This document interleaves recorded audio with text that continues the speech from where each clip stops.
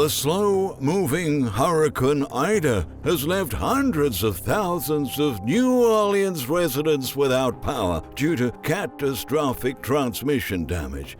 According to Entergy New Orleans, all of New Orleans is currently dark. It could take weeks for power services to be resumed. The ravaging storm took down all 8 transmission lines of the area, according to spokesman Brandon Scardilli in an emailed statement. As a result, that created a massive load imbalance that knocked all power generation in the region offline, Scardilli said. Entergy announced that it's working to assess a path forward to restore power to those who can take it, apparently meaning those who hadn't lost electricity for other reasons during the storm, but those repairs won't likely be completed anytime soon due to the huge power demand and the unprecedented damage faced by power lines.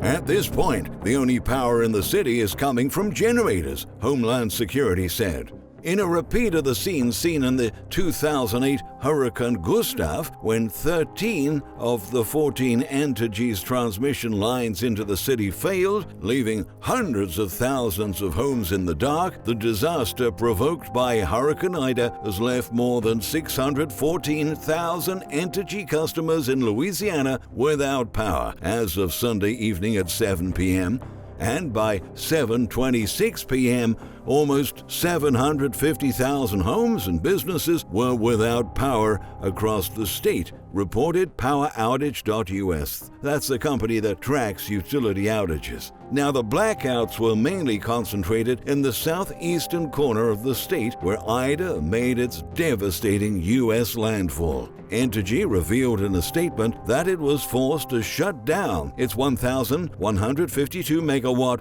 Waterford nuclear plant, about 25 miles west of New Orleans, and it will have to keep it offline until local grid damage is assessed later this week. The company warned yesterday on Twitter customers in the hardest-hit areas should plan for the possibility of experiencing extended power outages. Yesterday, Hurricane Ida made landfall twice, first around noon at Port Fourchon and then at 2 p.m. near Galliano, where it turned into a Category 4 hurricane with sustained winds of 150 miles per hour.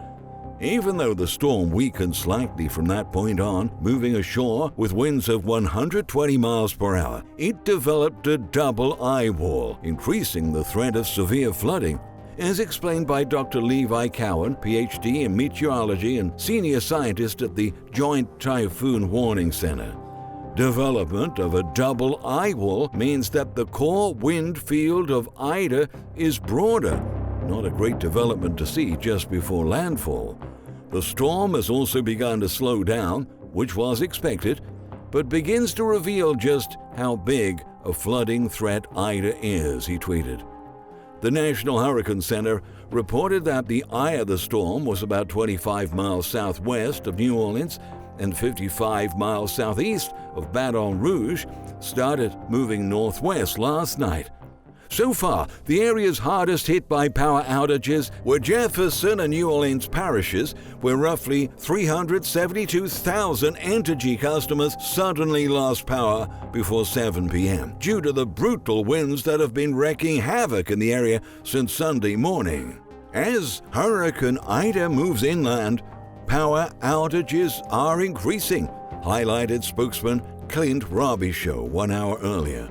Once the storm passes and it's safe for crews to assess the damage and make repairs, estimated restoration times will be provided, he said, trying to calm down thousands of distressed residents.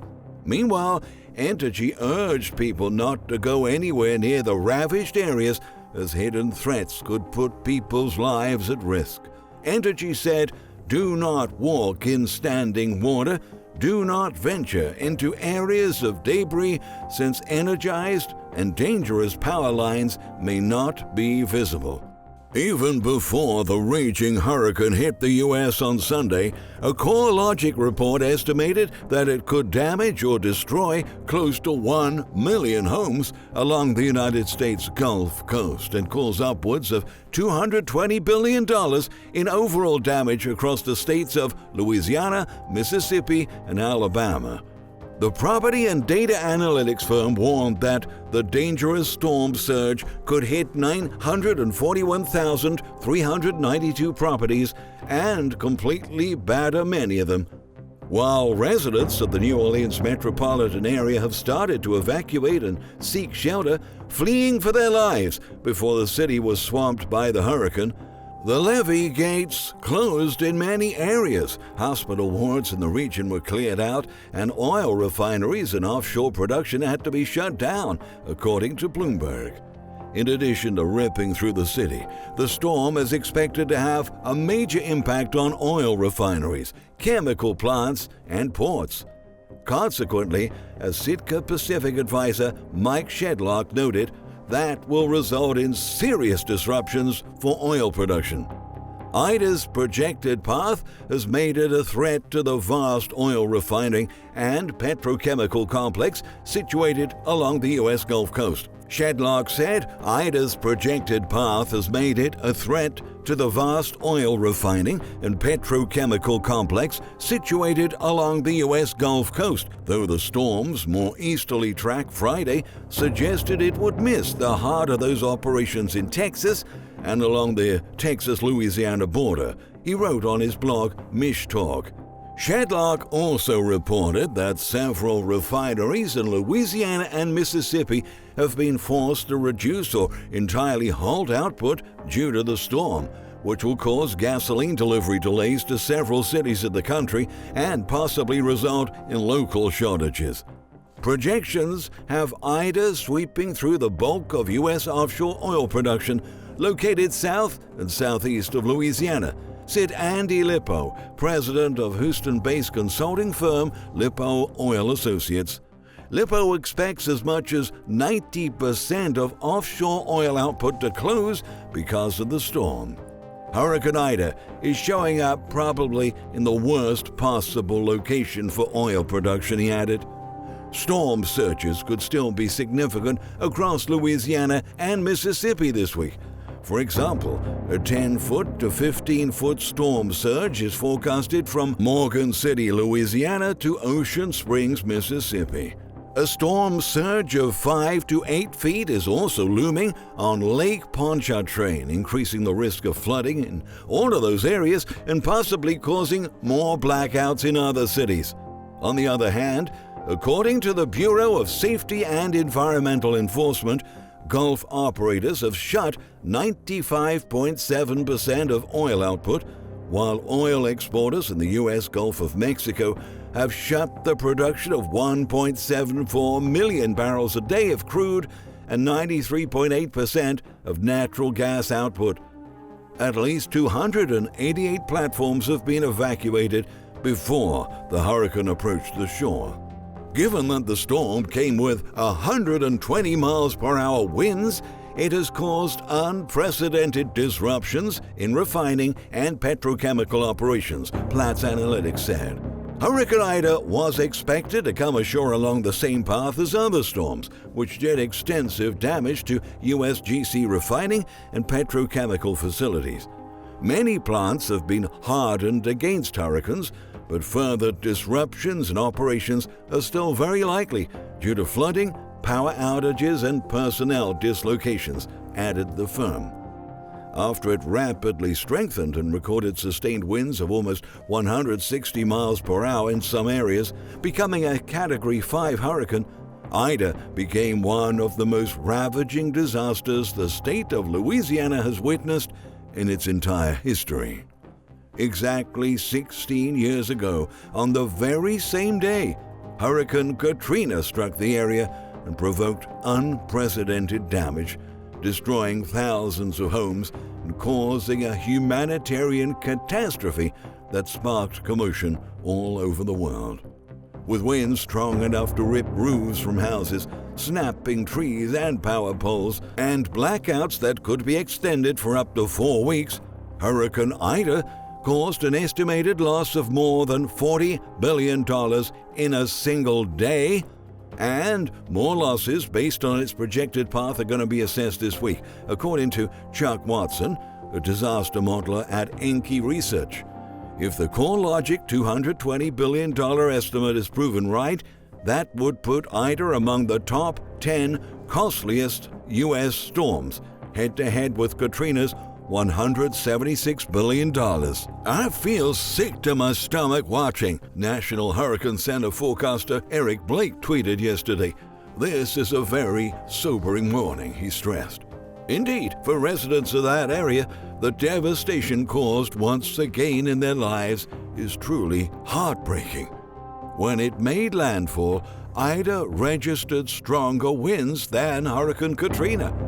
Only 2 other storms in history have hit Louisiana with winds this powerful: Lost Island Hurricane in 1856 and Hurricane Laura in 2020. On top of that, Ida is projected to drive ocean levels as high as 16 feet, with rainfall in excess of 2 feet expected to occur this week, which could trigger even more accidents and disasters. For the time being, Colonial Pipeline, which remember was hacked and shut down earlier this year, resulting in catastrophic gas shortages that lasted for weeks across many states of the country, announced the closure of its Lines 1 and 2 systems from Houston to Greensboro, North Carolina. Colonial, known as the primary fuel artery from Houston to the south and east coast, mentioned that the rest of the network from North Carolina to New Jersey would operate normally. The closure was a precautionary measure, but that could become a major issue this week if the region's gas inventories start to dwindle and deliveries remain suspended.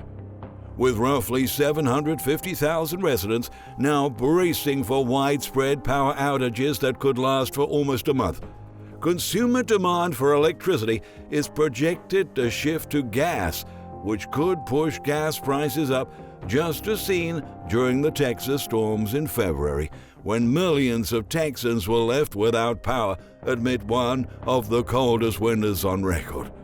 Back then, people turned to gas so that they could turn on their heating devices, and prices skyrocketed by nearly 46%.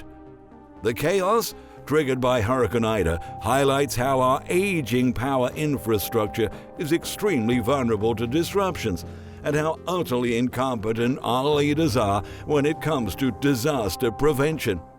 Even though a natural catastrophe cannot be stopped or fully contained, it's possible to prepare in advance to lessen the damage and avoid putting people's lives at risk. Their wait-and-see strategy is leading to unimaginable losses that could have been averted. This goes from the Texas storms to California wildfires and the recent storms brought on by Hurricane Ida. Right now, conditions are only getting more dangerous for the thousands of people who decided to shelter in place or couldn't escape fast enough. Our country has been facing one painful disaster after the other. And as the climate crisis has started to dramatically worsen, unfortunately, this seems to be just the beginning.